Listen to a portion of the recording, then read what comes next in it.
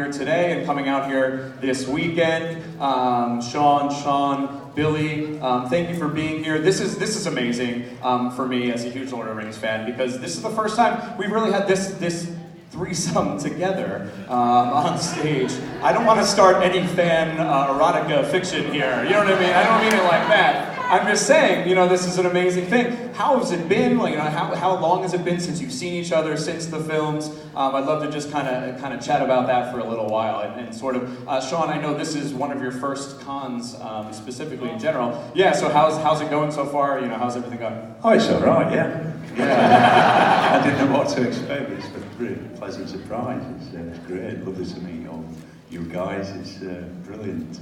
It's always like this. Yeah. It's always Have you done, I know Billy, you've been with us here at Wizard World for a while. Sean, you're joining us for a few shows this year. How does this rank up? I mean, it's amazing to have you three all here together, sort of in together here. Yeah, it is. I mean, it's been a while since I've seen Sean. I think we did a photo shoot for some magazine quite a few years, probably 5, I don't know. Oh, more than that. Yeah, 9, 10 years. And that's the last time I've seen Sean. Yeah. So it's been a while, so it's great. And then I just saw him in the green room, and it was like we were just waiting to put on our makeup and go and destroy that ring again. I'd already put mine on in the hotel. Darling. This could be tough for everybody, Sean. We've got two battling, very strong accents that I love and are amazing here, and then we've just got our very boring, flat accents here as well. Very boring. True. Yeah, I love it. I mean, I love to hear you guys. It's interesting. I'd love to start off just by talking about how you all got into the profession, because I know you both started studying it at both the Royal Academy in Scotland and then RADA, the Royal Academy in London. And Sean, my gosh, you started right out the Royal Academy of Los Angeles. Yeah. It's a whole Royal different Pain system. in Los Angeles. Yeah, I don't know. Actor parents. That's why I was nepotism. But it's interesting. I mean, I love it.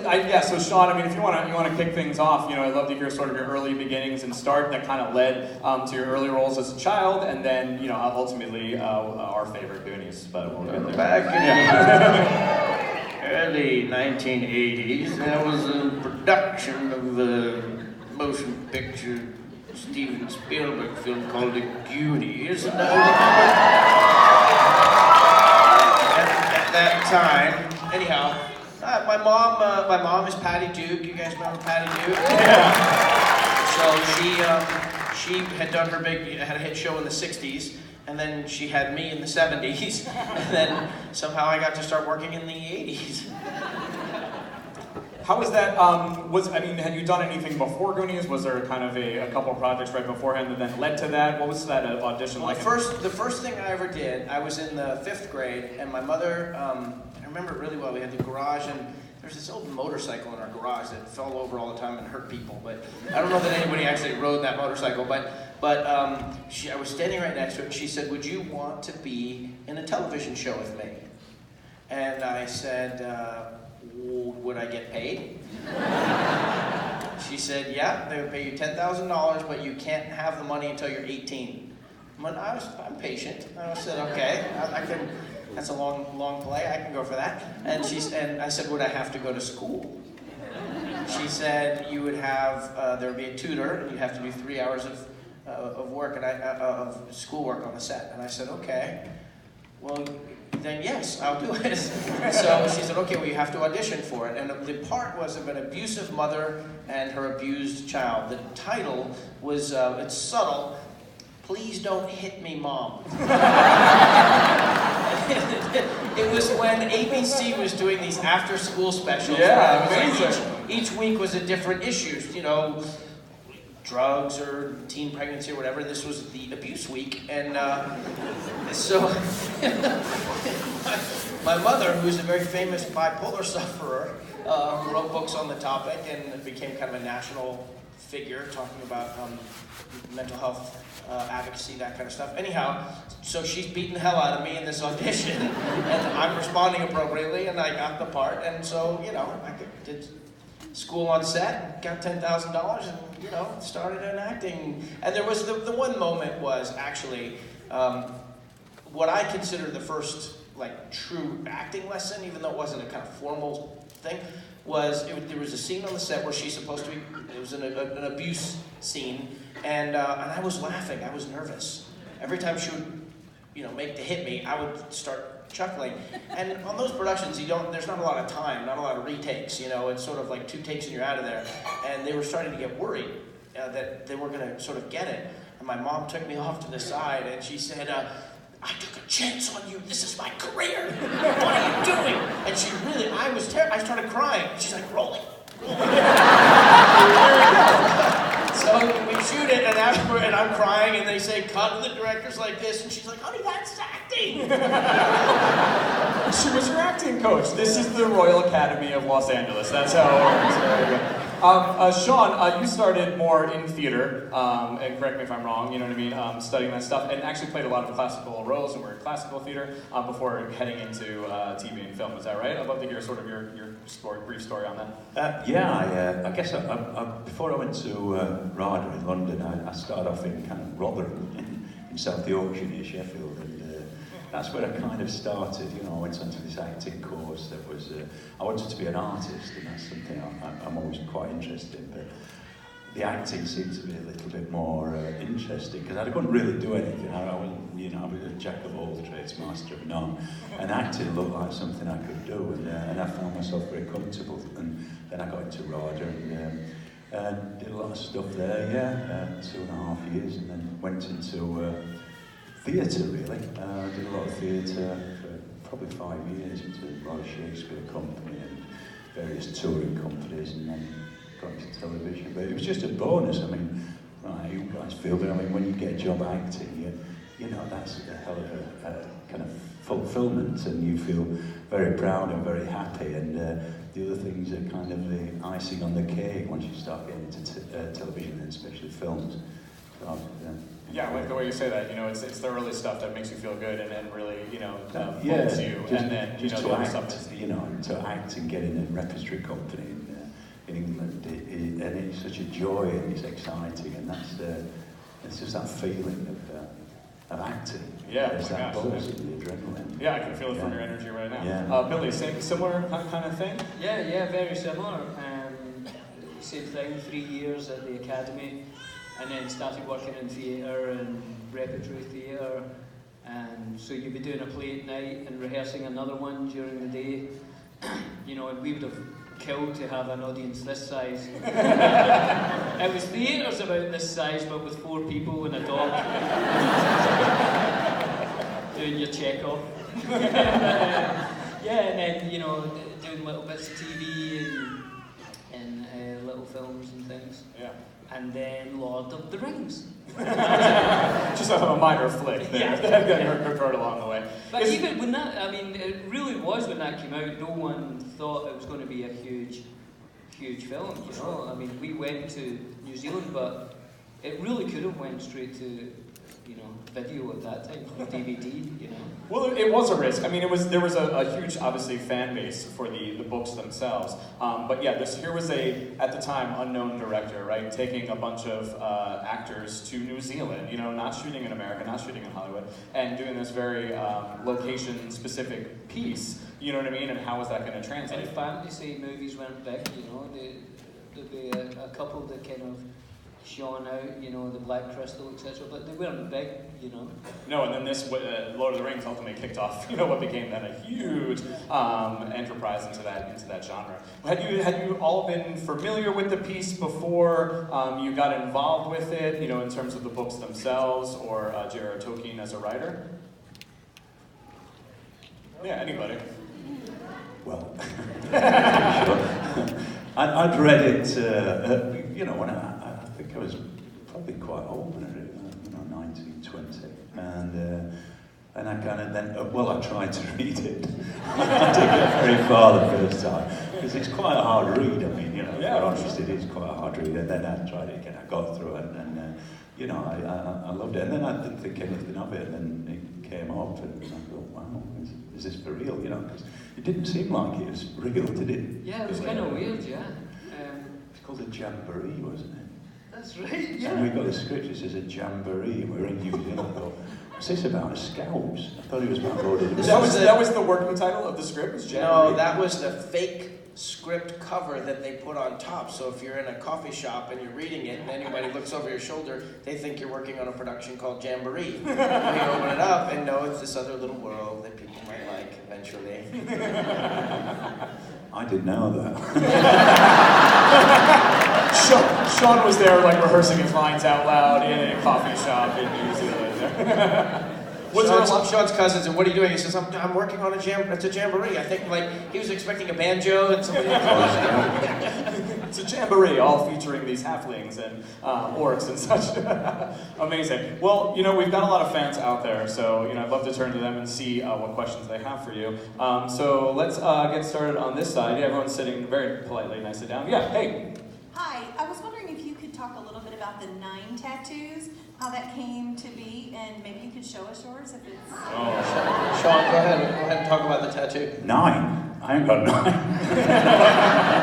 That's what it means. You got jamboree tattooed on it. Yeah, I got the wrong title. Sorry. It is an amazing story, yeah. I mean, for anyone who doesn't know, I mean, I'd be surprised if they were in the room, but I know, yeah, the 9 fellowship. We all want to know Sean Bean's story about the tattoo, so go on, Sean, tell us about the tattoo. Well, Sean, What, my tattoo? the number 9 tattoo. Did Orlando ever have an experience with you where he wanted you to get a tattoo? Yeah, we were in New York, weren't we? And Orlando took me to a tattoo parlor with someone. I don't know who it was. It's Orly, it could have been anybody. Yeah. And they just copied his onto my arm. Well, not his, I mean, they copied his from his wrist. You know what it means? Or the tattoo? Yeah. Jamboree. The Elvish for jamboree, of course. No, Yeah. yeah. 9. 9. Yeah. You did. 9. Sean, I feel like Mr. Aston, I feel like No, someone he said was the only one who story. wasn't there. That's when Vigo sorted out. It was Elijah's kind of championed the whole concept all through the filming of it, and I thought it would go away. But sure, towards the end, he and Vigo really were the spearheads of it. And Vigo got the tattoo shop in Wellington to open up on Sunday morning, right? Yeah. Okay.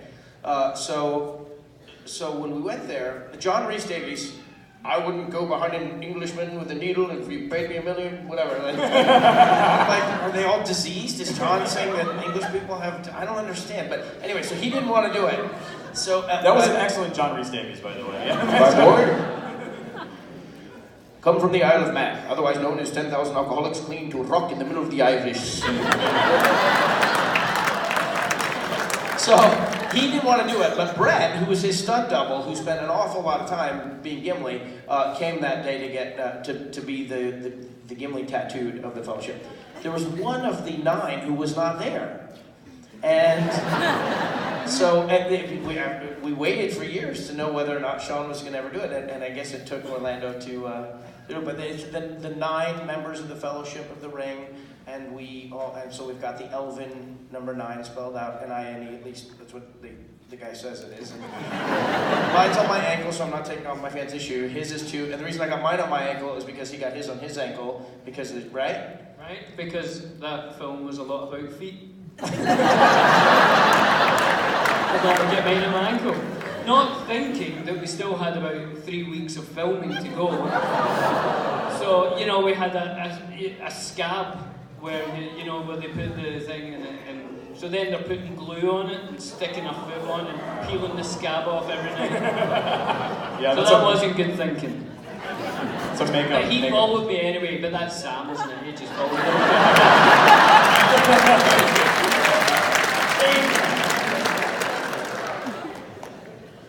Sean, you said yours is up on your shoulder? Yes. Excellent. And was this, when you got yours, you were probably not, when you all got it together as a group, had this been after you've already wrapped on the production? Or were you just kind of back and forth at that time? I didn't know they were all waiting. I thought... Yeah, we're all waiting for you. Yeah. Well, it's amazing. Boromir is mercurial. So we didn't know. Does he want it? Will he not get it? The tattoo. I've spent a lot of my life thinking about, talking about, reflecting on, and having this tattoo. So this is the missing piece of a puzzle in my life. Do you think I was trying to get out of it? Maybe. The 9 is such a good example of the camaraderie of the cast, though. You know what I mean? You guys were like filming for so long together. Any other interesting stories or fun stories, which I'm sure a lot of people want and love to hear about just the camaraderie on set? Everything from the early shoot days to even all the way to the end. I know everybody had a great send off, on their final wrap days, on their final shoot days. Any fun things you can share with us from any of you about fun sort of camaraderie stories on set? My favorite thing is his least favorite thing. What's that? The helicopters. Oh. Yeah, that's a funny old story that I didn't realise there was a lot of helicopter work in this job. But I was just terrified. I was terrified of flying for a long, long time. I think that flying over to New Zealand and back actually got me over it. But I didn't I didn't expect the helicopters over glaciers and with a glass-bottomed helicopter and turbulence. And, all these guys were like, wow, yeah. And I think I was taking rescue remedy and stuff like that, scotch. But it was crazy, I don't know why, but yeah. And then I got stuck with Orlando in there. That's rough. Yeah.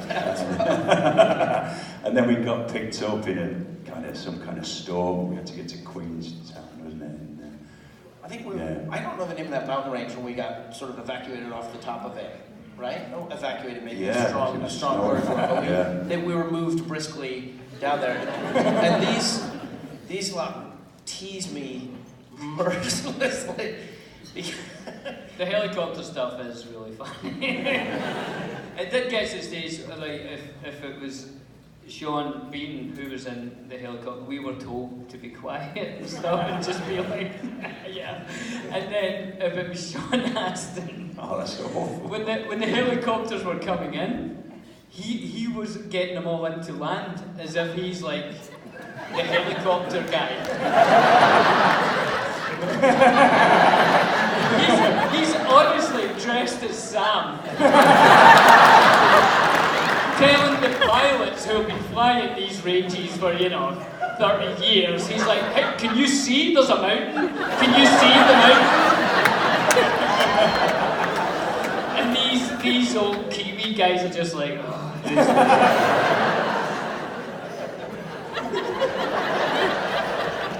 There's this one precipice where they had one skid of the helicopter land on it, the other it's just floating there, and we're loading into it. So, and then there's another helicopter right behind, ready to put its skid on that place, and they had gotten okay. At a work site, you have those offices where the foreman will go into the little kind of portable office things.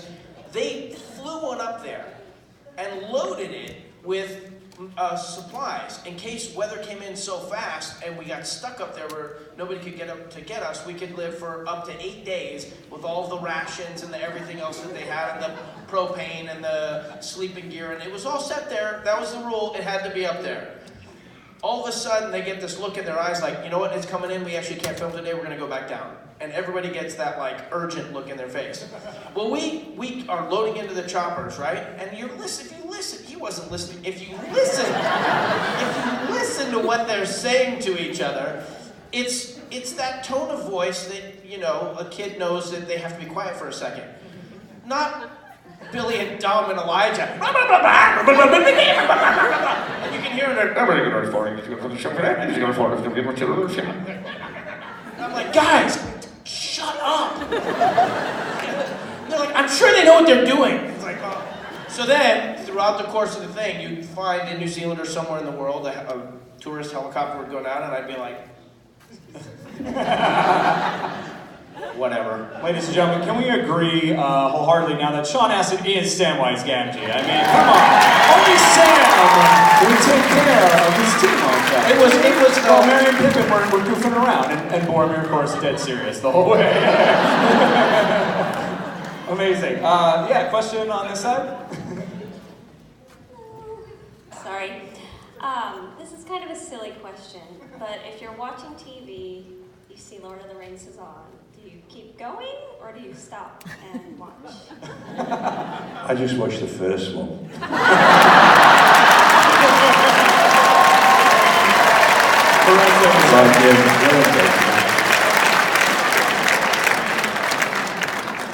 Flashback at one point. Do you guys like watching your work in general? I mean, not even past Lord of the Rings. Are you the type of actors that can watch yourself and get excited and like, look at that? Or you're like, oh my god, I can't, I need to remove myself from that experience? It's not about me anymore. Now, it's about my kids. And when Lord of the Rings came on in March, April, May last year, I was in Atlanta working on Stranger Things. And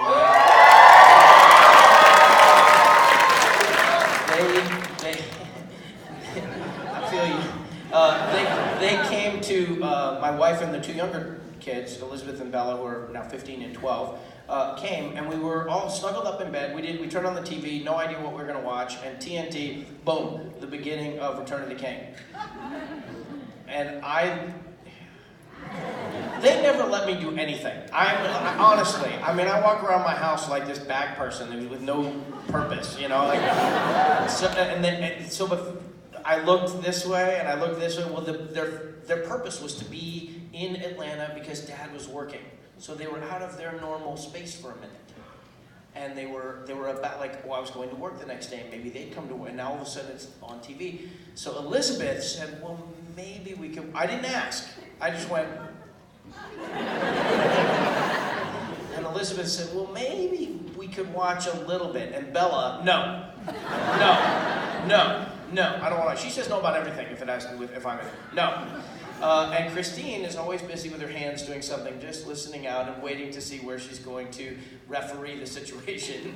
And it's clear to her that I want it to watch it with them. And Elizabeth is indicating maybe yes. So she sort of steers Bella into, well, Bella, maybe we could watch like for 5 minutes.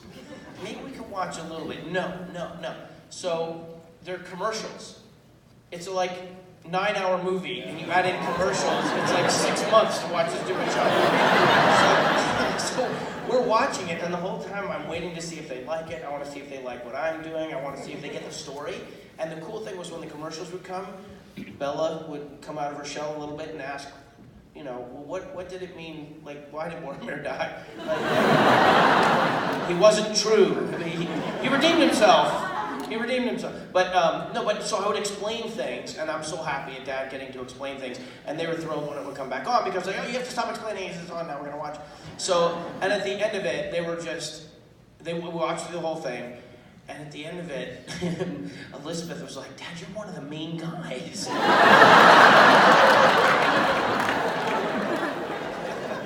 Yeah, you're so good. Thank you. Man. Oh my gosh, nothing better than that, dear, as an actor and a father, right? You're one of the main guys. But that's it, the actor's gone, it's all father now. Yeah, amazing. Awesome. Hey. Hi. What was your greatest struggle as an actor, and how did you get through it before you made it big? This is for all three of you. Yeah, greatest struggle, whoever wants to take it before, getting that first big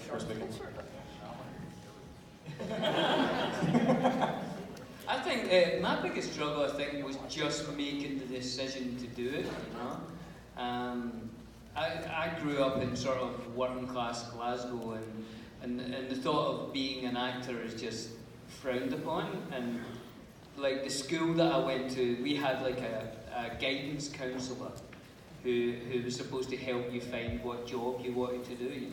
So when I had the meeting with him, and I said, I want to be an actor, he said, well, I wouldn't tell anybody else. He's just like, he was trying to help me. He was trying to save me getting beaten up, basically, by saying that in our school. So I think the hardest thing was actually making the decision, and it ended up, I worked in a printers and became a bookbinder and made books, and I made Lord of the Rings, and I made Master and Commander, and I made all these books, but I got to about 24 and I thought, I still want to be an actor. So I quit it, I quit my job, and I went to drama school, you know. So I think the hardest thing was making the decision for myself that I wanted to do. Very nice, awesome, thank you, yeah.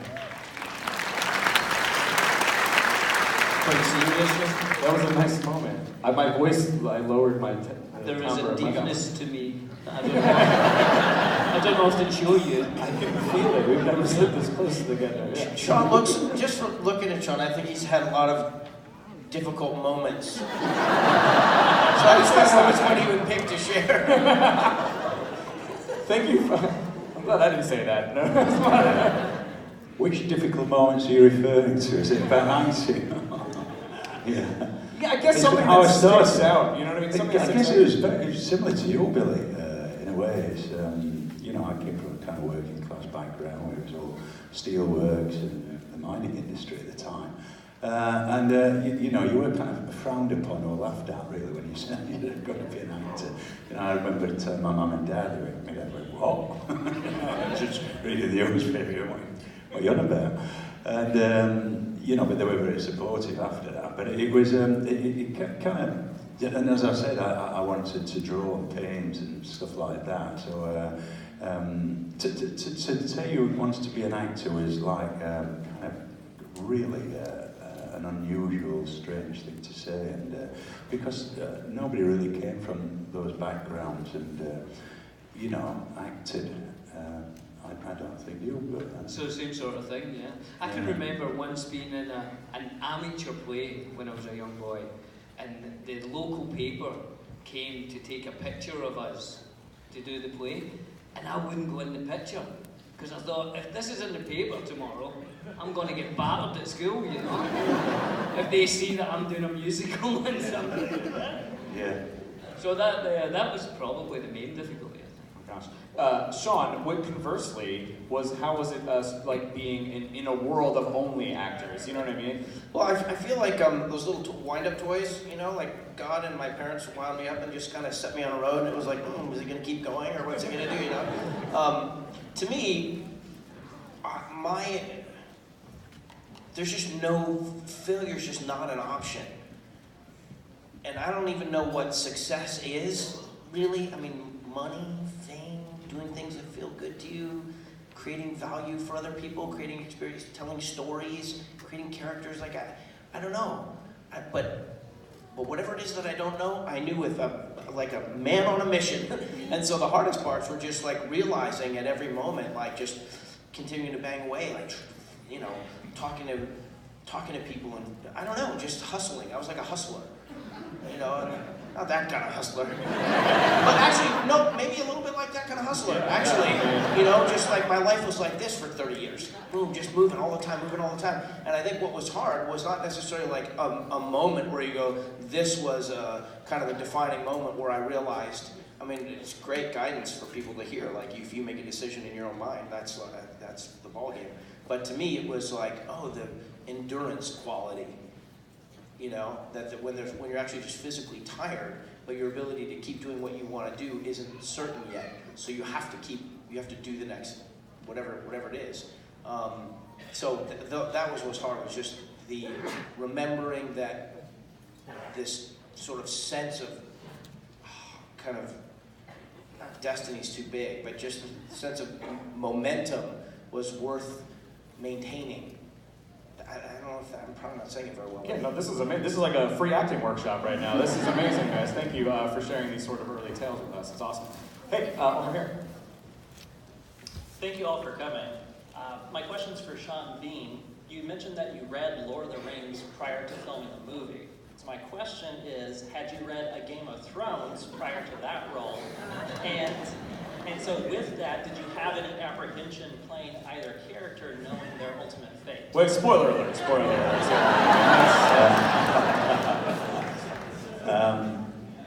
I'd not read, to tell you the truth, I'd not read Game of Thrones because I didn't know it was based in a book.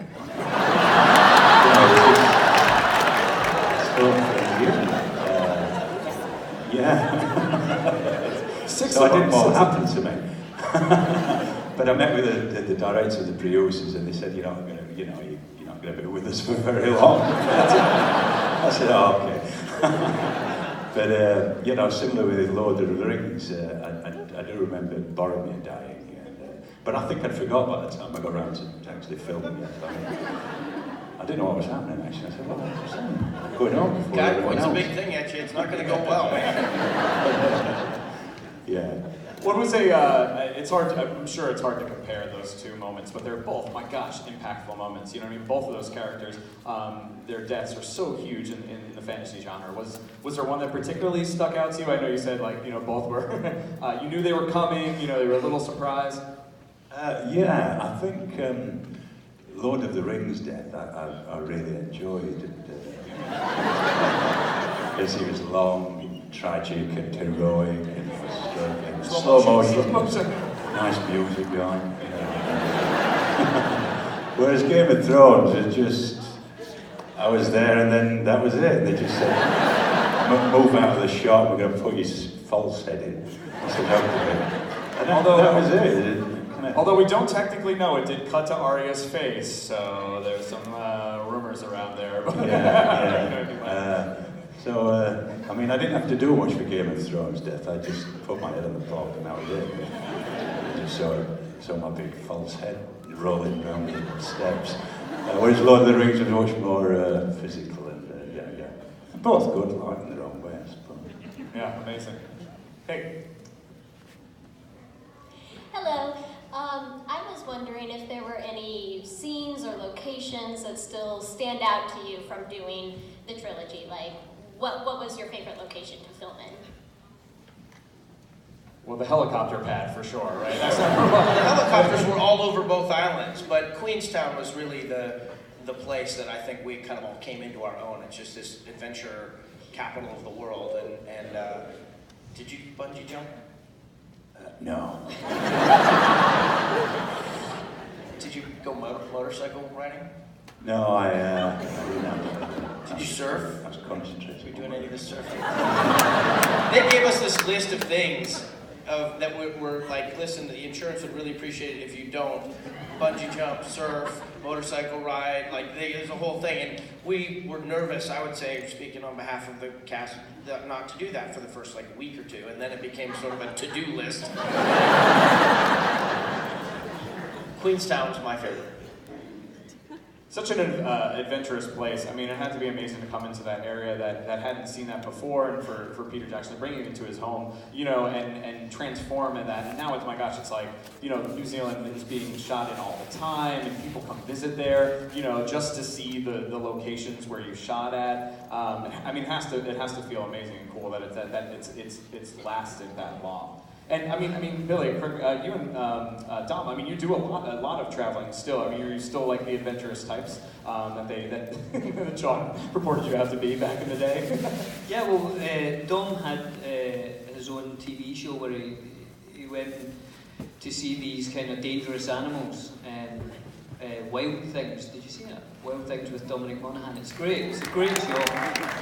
And he travels all over the world trying to find the most poisonous snake and the biggest spider and all that. So he asked me if I would go to New Zealand with him. And there's virtually nothing dangerous in New Zealand. So I said, yeah, all right. So we were just looking for this giant weta, which is the biggest insect in the world. And it only lives in one island now, off of New Zealand. So we went there and we looked at other things, cave wetas, this big lizard that he wanted to go and see.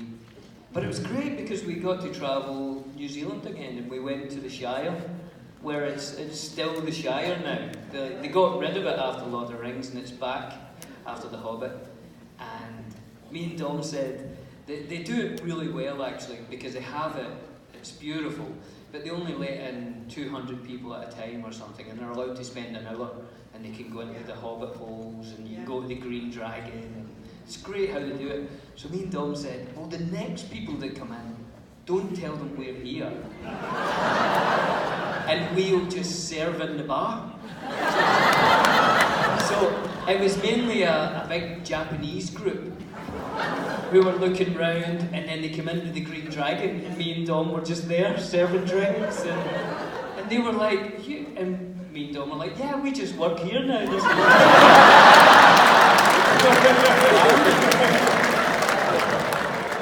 was great.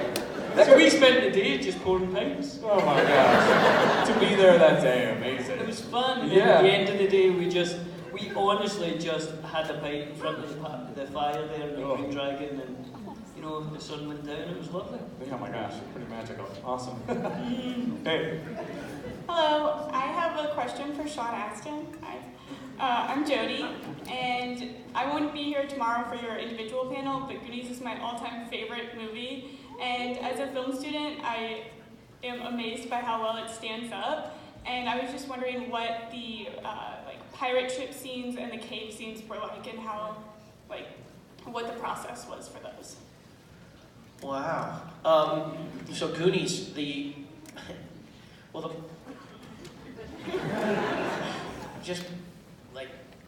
Just say it. Just say it. Spoiler alert. Sometimes kids, you tell them something and then they're like, oh, but so the pirate ship was half of a pirate ship. Yeah. The half you could see, and the other half was, the commissary on the Warner Brothers lot. But they did fill up that stage with water. That was an amazing thing, and they had that big pit. It was like 16 feet deep that the actors and stunt people could jump off of the pirate ship, off the plank, and go in the water. It was cool. It was just cool to be able to be a part of something that was like to be a little kid, and the water slides. The water slides were on one set, I think like stage 20 or something, or 25. So at least the actual piece of the slide that you could go on, and there was a cameraman that would sit on a mat, and you'd sit in front of him, and then he would slide backwards and you'd go down. That was on one stage. The place where the piano bones were, that was another set where you sort of go to start the thing, and then the pirate ship stage was 16. So when you watch the sequence, we're going from like stage 20 to stage 25 over to stage 16.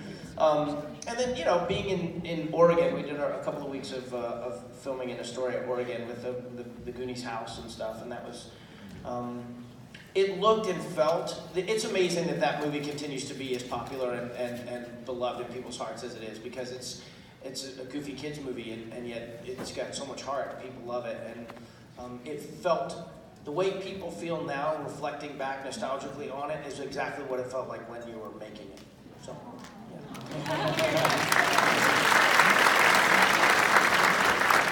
To kind of continue along that sort of like early thread, Sean, two of my favorite movie villains of all time are from your characters from Patriot Games and from GoldenEye.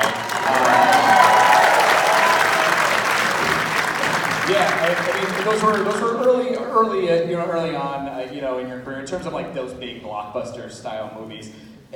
How did that resonate with you? And then, my gosh, did you feel like you were getting sort of put in that classic sort of British villain character that which you ultimately broke away from, which was amazing. But it was so good, it was so compelling. Just some anecdotes on that would be awesome.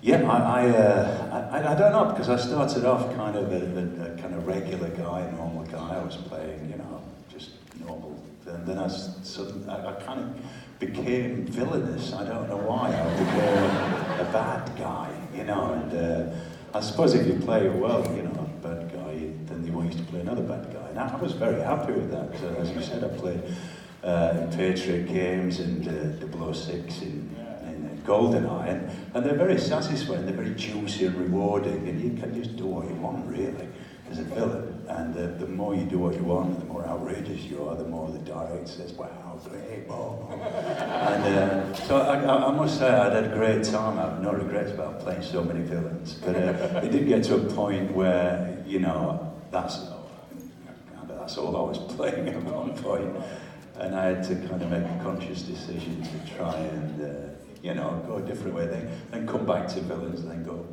to, nice guys. I don't know if I've ever played any nice guys. I suppose I was nice in Game of Thrones, I was a good guy. National Treasure, Oh, no, that's really, Your character's really likable. Like you're a bad guy who's threatening to kill him, but like you want to see you more, right? Like you want to be. That's kind of best of both worlds. Yeah, it is. Yeah, it's.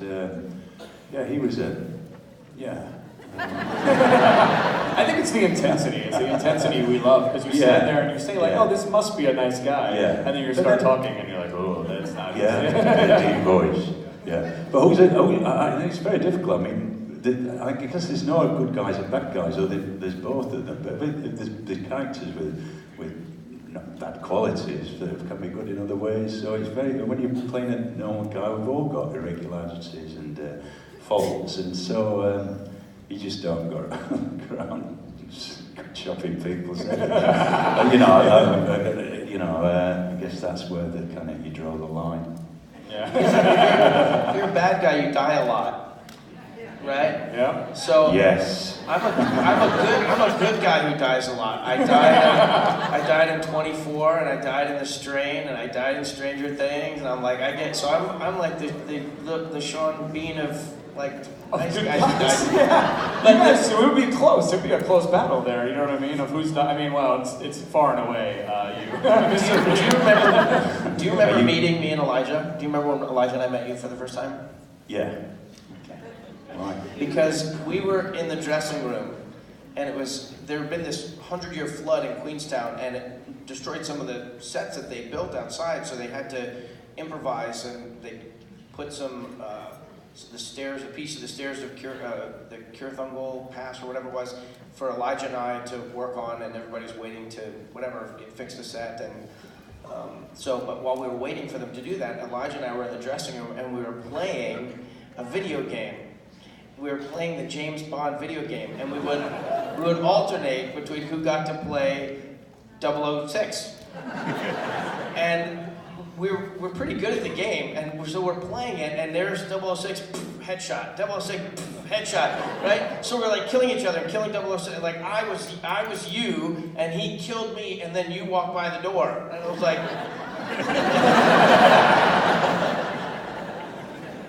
Have you been aware of the? I mean, there's countless memes and everything, and there's a lot of fun involved with the.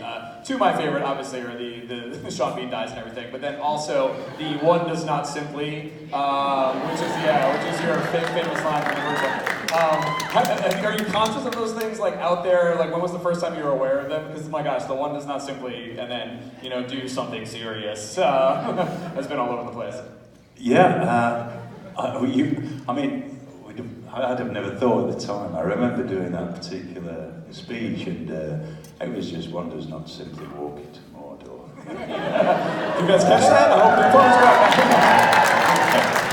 I'm just writing it all the time now. But and then it became a meme, and well, I thought, wow, that is quite good. You can replace it with that. I mean, it's a great thing to get. Yeah, but it's a great. I'm very proud of it, really, because I'm very proud that I've become a meme.